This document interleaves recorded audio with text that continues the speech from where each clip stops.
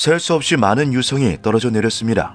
1946년 2월 26일 북부 핀란드 라디오 방송국은 헬싱키에서 목격된 빛나는 물체들에 대해 보도합니다. 이것이 스칸디나비아 반도 최대 미스터리의 시작이었다는 사실은 그 누구도 알지 못했죠.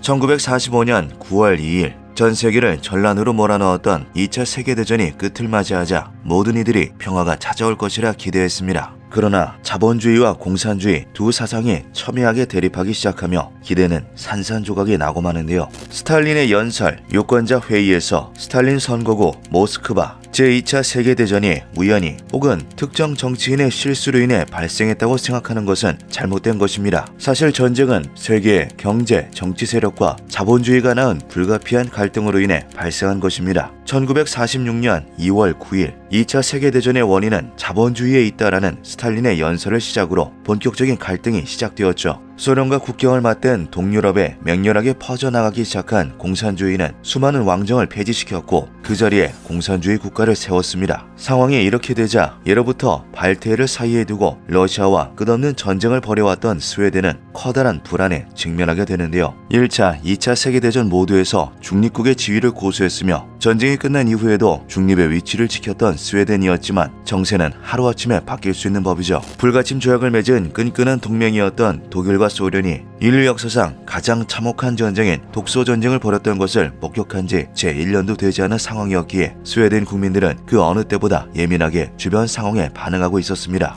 핀란드에서 빛나는 물체가 떨어져 내린 날로부터 약 3개월 후인 5월 21일 스웨덴 외대부로 외곽에서 로켓 혹은 비행선과 같은 물체가 하늘을 가로질러 날아갔다는 신고가 경찰에 접수되는데요. 이 사건을 취재한 지역신문 아프턴 블라데트는 목격자 중 한 명이 짧은 날개 한 쌍을 보았다라고 주장한 것에서 착안해 아주 좋은 아이디어를 생각해냈죠. 아프턴 블라데트 1946년 5월 28일 후 유령 로켓이 나타났다. 신문사의 생각대로 이 자극적인 헤드라인은 순식간에 스웨덴 전역에서 화제가 되었습니다. 그리고 얼마 지나지 않아 하늘에서 떨어져 내리는 빛나는 물체가 스웨덴, 노르웨이, 핀란드, 그리스, 북부 이탈리아, 포르투갈, 벨기에 등의 여러 나라에서 보고되며 유령 로켓이라는 단어는 스웨덴을 넘어 유럽 전역으로 퍼져나가게 되는데요. 특히 스웨덴에서 보고되는 유령 로켓의 숫자는 대중들을 패닉에 빠뜨릴 정도로 그 양과 빈도가 심각했죠. 6월이 되자 폭발적으로 증가한 빛나는 물체들은 하루가 멀다 하고 스웨덴 전역의 하늘을 가로질렀습니다. 로켓이라는 단어가 이미 뇌리에 각인되어 있던 스웨덴 시민들은 이것이 소련의 미사일일지도 모른다는 공포에 두려워했는데요. 2차 세계대전 당시 독일이 운영했던 세계 최초의 탄도미사일 V2의 악명은 스웨덴에서도 자자했으며 독일의 패망 이후 소련을 비롯한 승전국들이 V2의 기술과 엔지니어들을 획득했다는 것은 공공연한 비밀이었기 때문이죠. V2의 개량형을 개발한 소련이 우리를 실험장으로 쓰고 있다. 이것은 단순한 대중들의 망상이 아닌 현실적인 안보 위기였습니다. 스웨덴 정부는 즉시 대책을 설립했고 해공군 221개 부대에 민간인을 신문하고 조사하는 방법에 대한 지침과 작성해야 할 양식이 갖춰집니다. 그 결과 에스킬스투나 박스홀름,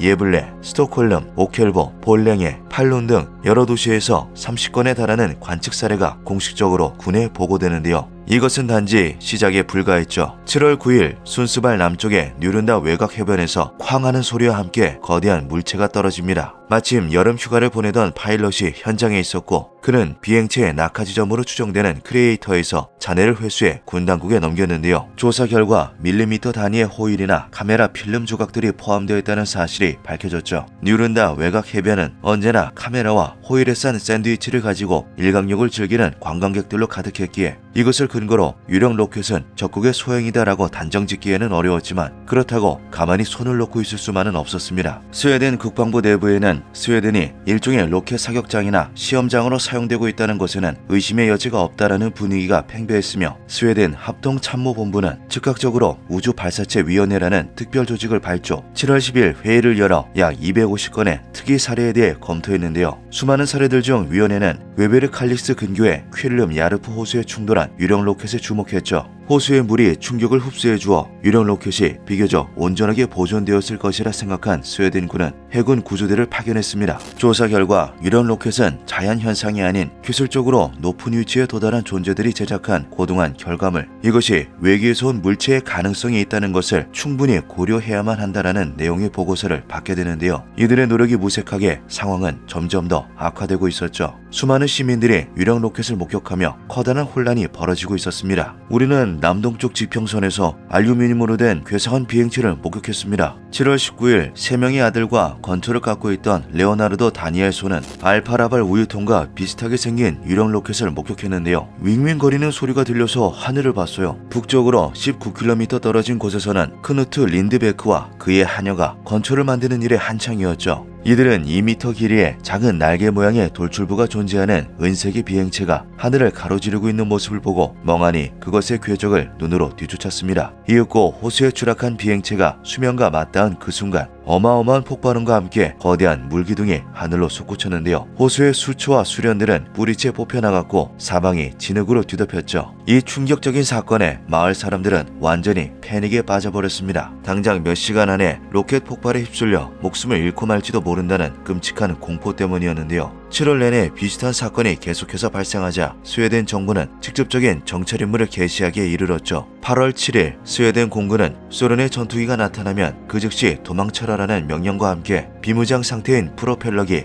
SAAB-21에 카메라를 장착해 로켓 발사대가 있다고 의심되는 소련 지배하에 동독해안 상공으로 출동시켰습니다. 그러나 시끄럽고 느린 풀업기가 방공망을 뚫고 진입하는 것은 불가능에 가까웠는데요. 총 2번의 시도 모두에서 소련의 전투기가 발빠르게 출동하며 이들은 아무런 성과도 내지 못했죠. 8월 14일 B-18을 타고 훈련 임무를 수행 중에 있던 군나르 이르홀름과 프리르 멜러가 유령 로켓과 마주치는 사건이 발생합니다. 오전 10시 2분경 고도 200m에서 어뢰 모양의 비행체를 목격한 이들은 즉시 유령 로켓과 진로를 평행하게 맞추고 속력을 최대한으로 높였는데요. 하지만 유령 로켓의 속도는 시속 800km에 달했고 로켓은 약 2분 만에 남동쪽 방향으로 사라지고 말았죠. 약 11분 후 그가 목격한 것과 동일한 모양의 비행체가 쇠데르 텔리에에서 한 가정주부에 의해 목격됩니다. 두 목격 지점의 거리를 통해 비행 속도를 역산한 결과 군나르가 추정한 것과 동일한 시속 800km라는 값이 나왔는데요. 아이러니하게도 이렇게 수많은 목격이 발생했음에도 불구하고 유령 로켓의 정체는 점점 미궁 속으로 빠져들고 있었죠. 무선연구소라는 독립기관을 설립한 스웨덴 군대는 소련의 무선통신 내역과 레이더 정보를 종합해보지만 그 어떤 신호에서도 유령 로켓과의 연관성은 발견되지 않았습니다. 그러던 와중 훈련을 위해 이륙한 스웨덴 소속 폭격기가 유령 로켓에 충돌한 것으로 의심되는 사고로 스몰란드의 바게 류디에 추락하는 일까지 발생하자 방공청장인 닐스 알그레는 좌절에 빠지고 마는데요. 실질적인 사고가 발생하고 있는 와중에 문제를 해결하기 위해 수집한 보고서들은 도저히 써먹을 수 없는 수준이었던 것이죠. 무언가 특이한 현상만 발생했다 하면 전부 유령 로켓의 탓으로 돌리는 케이스가 너무나 많았습니다. 호수 위의 토네이도, 새벽녘에 비행하는 비행기 등의 평범한 사진도 유령 로켓이라는 이름으로 보고가 올라와 있었는데요. 그리고 소령을 더욱 좌절감에 빠뜨린 사실은 일관되고 유효한 보고서의 양 역시도 너무나 많았다는 것이었죠. 이것은 유령 로켓이 단순한 시민들의 공포가 빚어낸 허상이 아닌 실존하는 무언가라는 사실을 명확히 보여주고 있었습니다. 시간이 갈수록 유령 로켓에 대한 조사는 점점 더 난관에 부딪혔는데요. 스웨덴 내부의 공산주의자들은 유령 로켓을 소련의 소행으로 의심하는 군부의 조사 프로그램을 거짓말쟁이 피노키오에 비유하며 강하게 비난했고, 동시에 소련의 언론에서는 국제 분위기를 오염시키는 반소련 비방 행위를 즉각 중단할 것을 촉구하며 북유럽의 군부들을 강하게 압박했습니다. 더불어 지식인들의 반응도 좋지 않았는데요. 스웨덴과 소련은 수익성이 좋은 무역 협정을 협상 중에 있었는데 소련이 이것을 무산시킬지도 모르는 위험천만한 행동을 할 리가 없다는 것이었죠. 5월 말에서 9월 초까지 허황된 소문들을 제외해도 무려 1000건에 달하는 유령 로켓 관측이 보고됩니다. 10월 10일 4개월간의 조사 결과를 정리한 스웨덴군은 유령 로켓이 소련의 미사일이라는 증거는 존재하지 않는다라는 결론을 내리게 되는데요. 성과도 없고 내부에 반대하는 목소리가 커지는 최악의 상황이었지만 스웨덴 정부는 안보를 위한 일에는 과한 것이 없다라는 자세를 계속해서 유지했습니다. 10월 29일 국방부, 공군, 해군, 국방연구소 등의 여러 대표들이 한자리에 모여 10회에 걸친 연석회의 끝에 내린 결론은 비밀리에 조사를 계속해서 이어나간다였죠. 다행히 유령 로켓의 위협을 느끼는 것은 스웨덴 혼자만이 아니었습니다. 마케도니아와 테살로키니 상공에서 유령 로켓이 목격되었던 그리스를 비롯한 핀란드 등의 국가 역시 조사에 참여했고, 영국과 미국은 이런 국가들을 뒤에서 지원함으로써 소련을 견제하려 했는데요. 영국, 미국 두 강대국의 촘촘한 방첩은 10월에서 11월 사이 소련이 로켓 실험을 개시할 것이라는 비밀 정보를 입수해내는데 성공했죠. 이 정보를 바탕으로 스웨덴 공군은 레이더 기지를 남동쪽 끝으로 이동시켜 소련과의 거리를 줄였으며 해군은 스톡홀름 남부에 긴급히 레이더 기지를 건설하였습니다. 여기에 그치지 않고 스웨덴은 군함과 폭격기를 동원해 만반의 경계 태세를 갖췄는데요. 하지만 이 모든 노력이 허무하게도 소련에서는 아무런 일도 벌어지지 않았죠.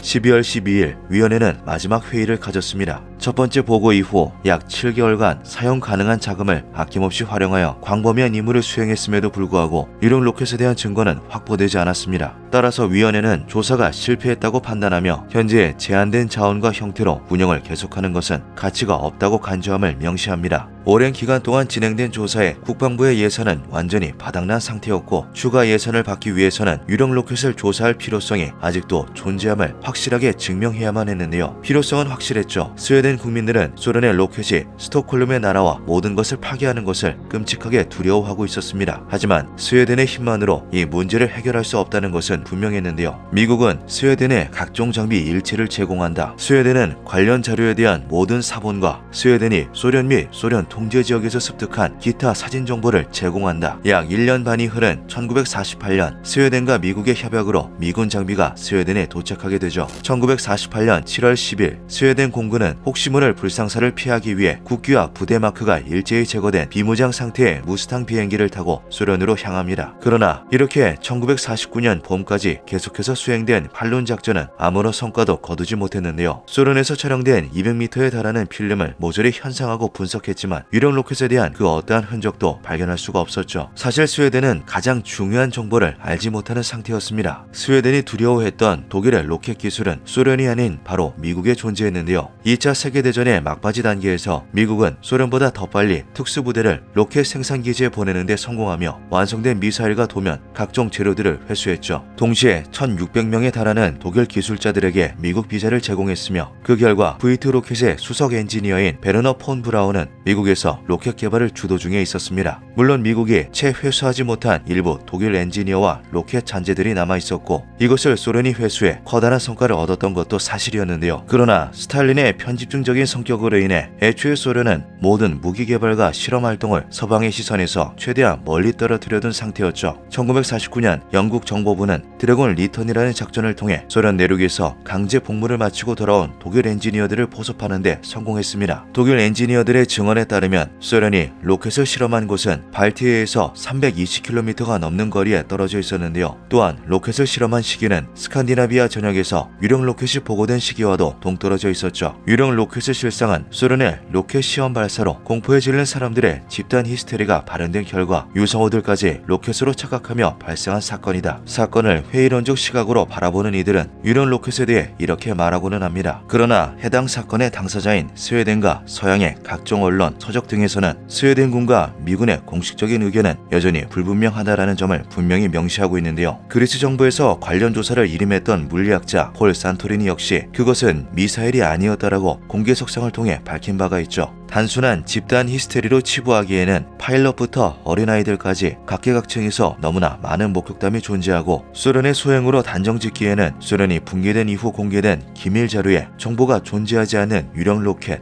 과연 스칸디나비아 반도의 하늘을 공포로 수놓았던 유령 로켓의 정체는 무엇이었을까요? 기묘한 밤이었습니다.